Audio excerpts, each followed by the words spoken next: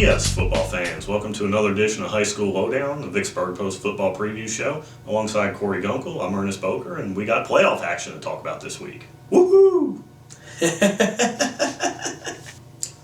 For our first stop on the playoff tour this week, we'll take a ride up to South Haven and check out Warren Central and South Haven. First round of the Class 6A playoffs, and a couple of teams that really kind of flew under the radar a little bit. Warren Central 9-2, South Haven 9-2, South Haven in the shadow of South Panola in their region.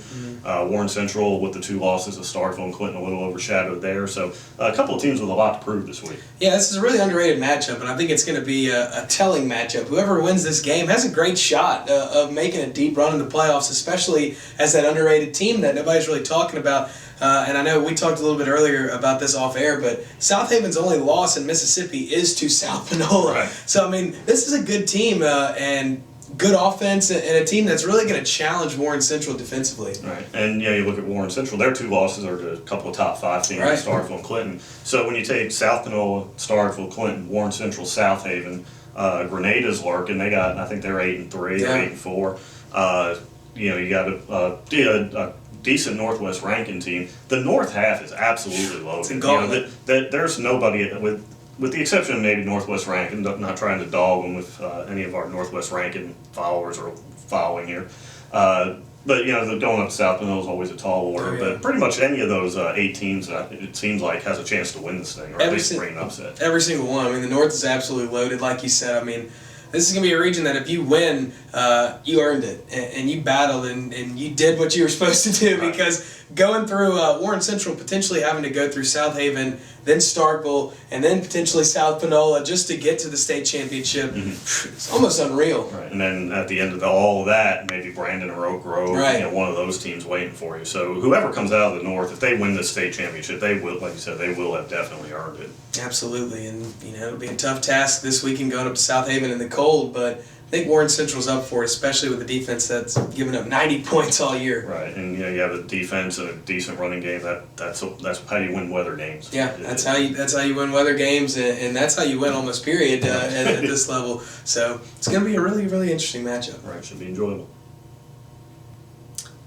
And our final game on this abbreviated edition of High School Lowdown is a Class 1A playoff game with Coldwater coming down to Vicksburg to play St. Aloysius.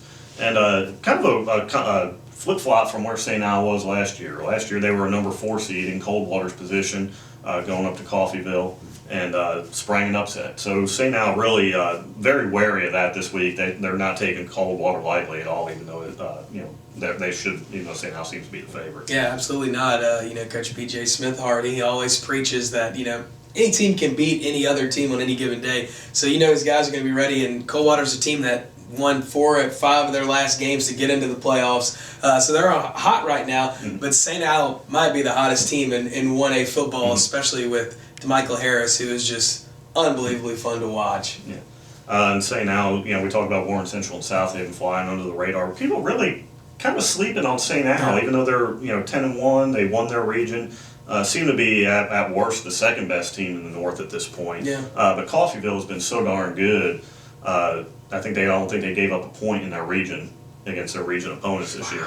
So everybody kind of penciling in Coffeyville for that state championship trip, but St. Aloysius I think is going to have something to say about it before it's over. Oh, absolutely. I mean, you look at St. Al and they're a 1A nightmare. They got big in the trenches, can shove the ball down your throat when they want to, but they also have a quarterback who can throw it at you at will, and really make some nice throws in space, and he's got legs too. So it's a team that kind of has it all. And then they've got that star playmaker and DeMichael Harris. I mean, he had like over 200 yards last week all-purpose. He's just a guy that anytime he touches the ball, it's like lightning in a bottle almost. Yeah, 211 yards last week, and he had 1 carry in the second half. But you mentioned the line. Drake Dorbeck committed to Southern Miss this past week. And also last week when Greenville St. Joe was kind of they weren't making a comeback. They never got within 4 touchdowns. Right.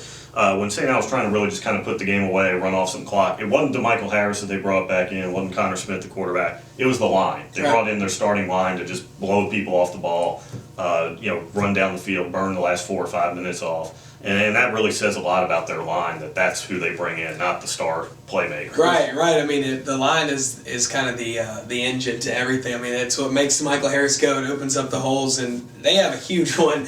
And like you said, Drake Dorbeck, he is kind of the anchor of that line, the guy that can really do it all: bat, passes down, pass block, and run block. So he's really fun to watch as well. And I think St. Al's got a great chance to make a run. And we give Drake Dorbeck credit. Let's give the other guys some love here too. Absolutely. Ash Brown, Ben Brown, Josh Price, a couple of Jacob Kitchens, all of them just multiple year starters. And Really good. Really, when you have that cohesion and that size in Class 1A, you are going to be a force to be reckoned with. Absolutely. Thanks for tuning into this edition of High School Lowdown. For live scores on Friday night, check us out on Twitter at Vicksburg Post Sports. That's VIXPOSTSPORTS. Follow us on Facebook. Like us on Facebook. We love the likes. Check us out on the web after the game at VicksburgPost.com, the traditional spelling of Vicksburg, or buy us